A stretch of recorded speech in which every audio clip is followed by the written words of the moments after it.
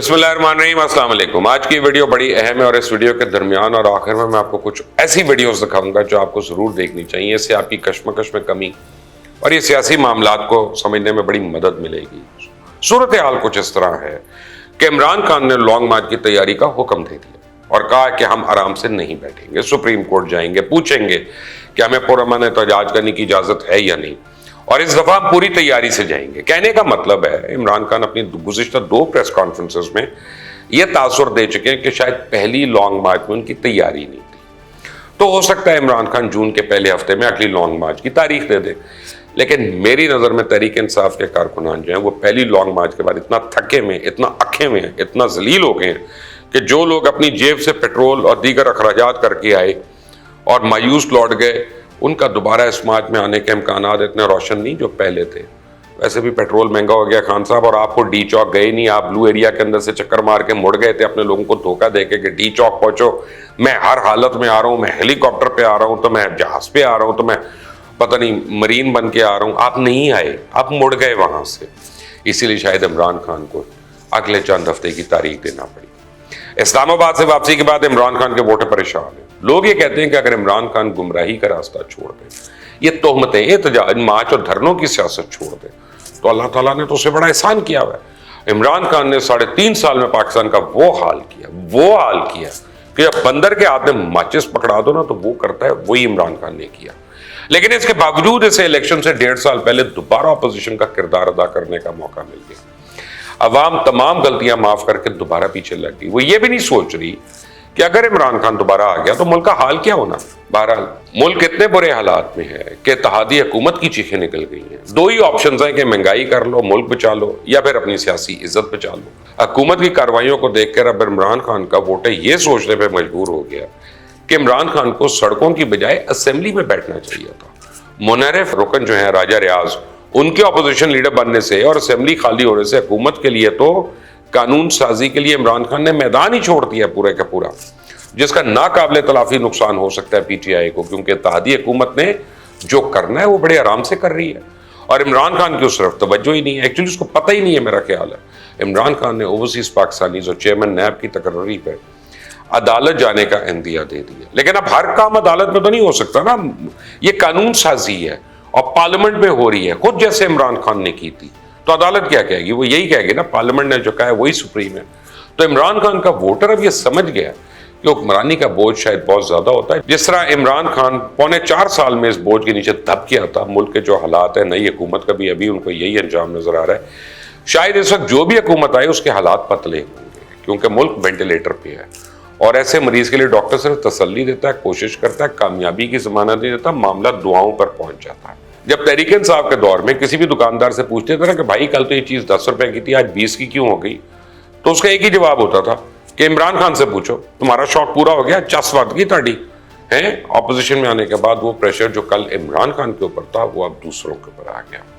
کل عمران خان ہمیں بتا رہا تھا کہ گزشتہ حکومتوں نے ملک برباد کر کے حوالے کیا، آج بھی ہمیں حکومت بتا رہی ہے کہ عمران خان نے ملک برباد کر کے ہمارے حوالے کیا۔ اب اپنی بات آگے بڑھانے سے پہلے میں آپ کو سمجھانے کے لیے کچھ چیزیں دکھاتا ہوں، اس کے بعد آپ کو بات سمجھ آ جائے گی۔ یہ دیکھیں، بحیثیت وزیر خزانہ شوکت طرین 21 نومبر 2021 کو IMF سے مذاکرات کرنے کے بعد واپس آئے تو انہوں نے پریس کانفرنس کر کے اپنی مجبوریاں بتائیں اور مانا کہ ان سے پہلے کہ وزیر خزانہ کن شرائط پر قرضے کی پہلی قسط لے چکے ہیں اور پیٹرول کی قیمتیں کب اور کیسے بڑھیں گی۔ کیا کہا شوکت طرین نے، یہ سنیں۔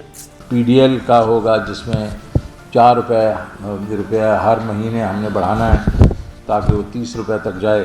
بحث اس لیے ہوئی کہ انہوں نے کہا یہ تو بھائی جان آپ نے پیسے لے لیے اور ہم نے اپنے بورڈ سے یہ سارا اپروول کروایا ہوا ہے، ہم اپنے بورڈ کے پاس کیسے جائیں گے کہ جناب وہ تو ابھی اس کو امپلیمنٹ کرنے کو تیار ہی نہیں ہے۔ ٹیکس جو ہے ہمارا تقریباً 200 ارب روپے 4 مہینوں میں اپنے ٹارگٹ سے زیادہ ہے۔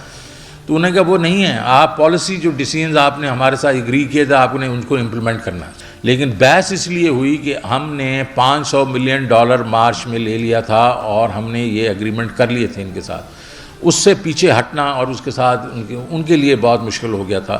اب اس وقت موجودہ وزیر خزانہ اور اس وقت اپوزیشن اور پی ڈی ایم کی معیشت پہ آواز مفتاح اسماعیل کیا کہہ رہے تھے؟ مہنگائی شروع ہوتی ہے، پیٹرول اور ڈیزل کی قیمتوں کے اندر ہوش ربا اضافہ جو یہ کر رہے ہیں، اس کی وجہ سے آج 137 روپے لیٹر ہے، جو کہ پاکستان کی تاریخ کی بلند ترین سطح پہ آیا ہے، اور یہ $80 کا بیرل ہے آئل کا. تو یہ نہ بولو، کیونکہ $118 بھی آئل ہو چکا تھا مسلم لیگ نون کے زمانے میں، نواز شریف کے زمانے میں، جب اتنا مہنگا تیل نہیں تھا. ہم پیٹرول $113 کا دے رہے تھے، جب دنیا کی پرائس جو تھی وہ $118 تھی.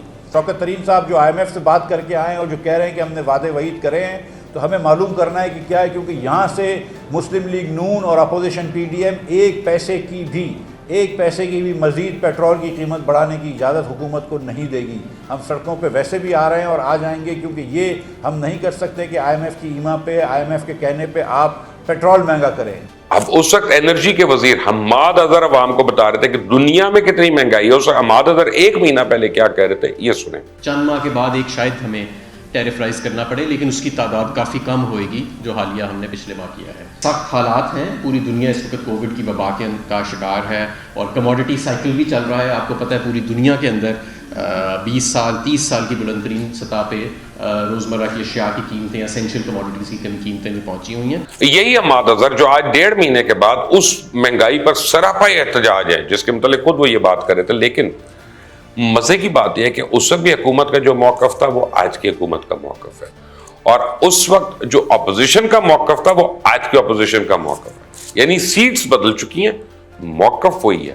جو باہر بیٹھا ہے اسے مہنگائی کا غم کھا رہا ہے، جو حکومت میں اس کو ملک اور معیشت کا غم کھائی جا رہا ہے. وہی مفتاح اسماعیل صاحب جو اپوزیشن میں 1 روپیہ بھی قیمت بڑھانے کی اجازت نہیں دے رہے تھے، آج یہ بتا رہے ہیں کہ پیٹرول کتنے کا ہونا چاہیے. کیا کہا انہوں نے، سنیں. $110 کے اوپر ہے، اور ڈیزل کے اوپر حکومت پاکستان کو 1 لیٹر کے اوپر $70 نقصان ہو رہا ہے.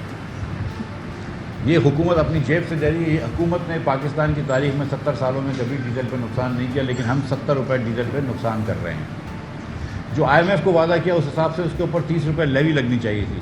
تو 70 اور 30 یعنی کہ $100 یہاں سے بڑھنے چاہیے، اور اس کے اوپر سیل ٹیکس لگنا چاہیے. تو 250 کے اوپر سیل ٹیکس لگا رہے ہیں. تو ڈیزل کی قیمت خان صاحب کے وعدے کے مطابق کم از کم 300 ہونی چاہیے، 295 ہونی چاہیے. اس مہینے کے اندر جو حجم ہے نقصان کا، حکومت پاکستان کی جیب سے جو پیسے جائیں گے تو $102 ارب ہے. اس وقت جو عمران خان مہنگائی پر مجبوریوں کا رونا روتے تھے، آج وہی جگہ بدلنے سے وہاں بیٹھا شخص کیا کہہ رہا ہے. مثال کے طور پہ شہباز شریف 5 نومبر 2021 کو ٹویٹ کرتے ہیں کہ ایک اور پیٹرول بم عوام کے سر پر رات کے اندھیرے میں پھوڑ دیا گیا. لمبی تقریر کر کے عوام کو ریلیف دینے کا عمران خان کا یہی طریقہ ہے. یہ نااہل کرپٹ حکومت اور ملک ایک ساتھ نہیں چل سکتے. قیمتیں بڑھنے پہ مریم بی بی کی ٹویٹس بھی دیکھیں. اسی سال 21 جنوری کو مریم نواز ٹویٹ کر کے کہتی ہے کہ پیٹرول بم گرانے کے 1 ہفتے کے اندر بجلی کی قیمتوں میں اضافہ بدترین عوامی دشمنی. پیٹرول اور بجلی کی قیمتوں کا اثر ضرورت زندگی کی تمام اشیاء پہ ہوتا ہے. کیا حکومت نے عوام کو اس قابل چھوڑا ہے کہ وہ نااہلی کے عذاب کا ہر ہفتے مقابلہ کر سکیں؟ غریب زندہ کیسے رہے گا؟ ڈالر کو 120 سے 180 پر پہنچانے والا، قرضے اور مہنگائی ڈبل کرنے والا عمران خان آج یہ سوال کر رہا ہے کہ غریب کیسے زندہ رہے گا، کیونکہ عمران خان ان کی جگہ پر چلے گئے ہیں اور وہ عمران خان کی جگہ پر آ گئے. کیا کہہ رہے ہیں عمران، سنیں ذرا. اب انہوں نے کیا آتے ساتھ ملک کا تو بیڑا غرق کر دیا. آج جس ریٹ جو روپیہ گر رہا ہے، ان کے دور میں 6 ہفتے میں روپیہ گرا ہے.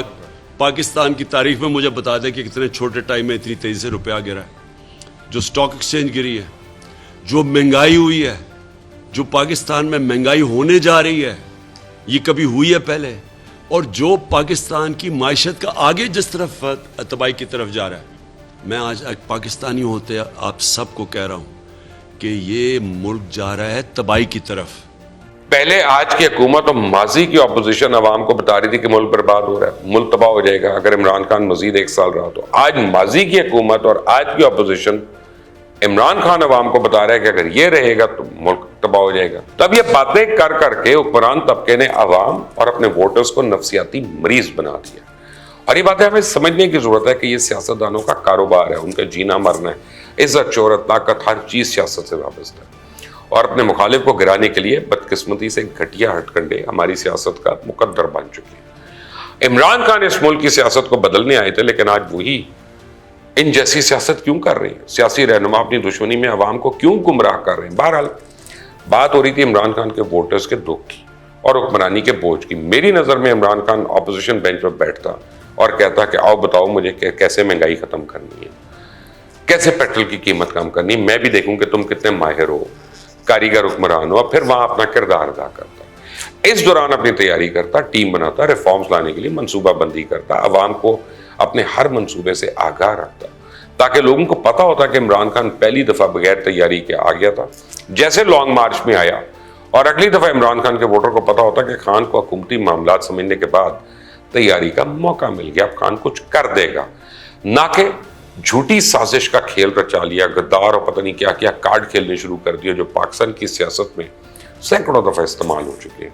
حکومت میں خان نے اپنی تیاری کے حوالے سے کیا کہا تھا, ذرا سنیں. پریزیڈنٹ الیکٹ بائیڈن کی کتنی تیاری ہوگی جب وہ آفس سنبھالے گا, اس کے مقابلے میں میری کتنی تیاری تھی جب میں نے آفس سنبھالا. تو میں نے اب جب اپنے آپ کو دیکھتا ہوں تو ہمیں تو 3 مہینے تو صرف سمجھنے پہ لگ گئے. ہر چیز جو ہم باہر سے بیٹھ کے دیکھ رہے تھے وہ بالکل مختلف تھی جب گورنمنٹ آئی. تو 3 مہینے تک تو سمجھنے کی کوشش کر رہے تھے. اور پھر یہ بھی میں آپ کو بتا دوں کہ کئی فگرز تو, اور خاص طور پہ پاور سیکٹر کی, یعنی 1.5 سال تک ہمیں ایکچوئل فگرز کا ہی نہیں پتہ چل رہا تھا. کوئی منسٹری سے کبھی کوئی فگر آ جاتی تھی, ہم سمجھتے تھے بڑا اچھا کر رہے ہیں, پھر پتہ چلتا تھا کوئی اور فگر آ گئی ہے اور ہم اتنا اچھا نہیں کر رہے. تو ایک تو میں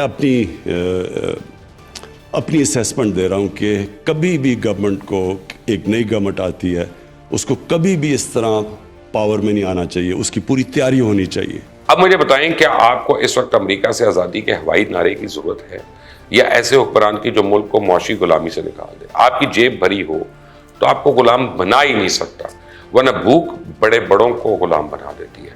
آج عمران خان سڑکوں پہ, کل الیکشن کا اعلان ہوگا, الیکشن کی تیاری شروع ہو جائے گی, پھر الیکشن کے بعد حکومت آئے گی. جو عمران خان کی تیاری کی خواہش ہے وہ کس وقت ہوگی؟ کل پھر آپ اپنے لوگوں کو بتا دیں گے مجھے تو تیاری کا موقع ہی نہیں ملا. پہلے آپ سمجھتے تھے ٹیم بہترین ہے, پھر قوم کو پتا چلا یہ تو صرف کپتان ہے, 1 مین شو چلے گا. بزدار ہو, محمود خان ہو, اعظم خان ہو, آپ کے بڑے بڑے ووٹرز اور سپورٹرز نے کہا کہ خان کی ٹیم نکمی ہے. جو ٹیم آپ کی کل تھی وہی آج ہے, بلکہ کئی اہم لوگ تو اب چھوڑ گئے. تو مجھے بتائیں آپ کا ووٹر پھر دوسری دفعہ آپ سے کیوں دھوکہ کھانے کے لیے تیار ہو جائے گا؟ کیونکہ جب تک آپ کارکردگی دکھا کر اس ملک کی قسمت نہیں بدلتے, اس وقت تک ہر نعرہ فریب اور ہر وعدہ جھوٹ ہی رہے گا. بیانیہ تو نہ دیکھنے والا ہوتا ہے جو جذباتی نعروں پر بنایا جاتا ہے. کیا اس قوم کے مقدر میں صرف جذبات رہ گئے؟ سوچنے کی بات ہے. آئندہ تک کے لیے اجازت ہے مجھے. اللہ حافظ.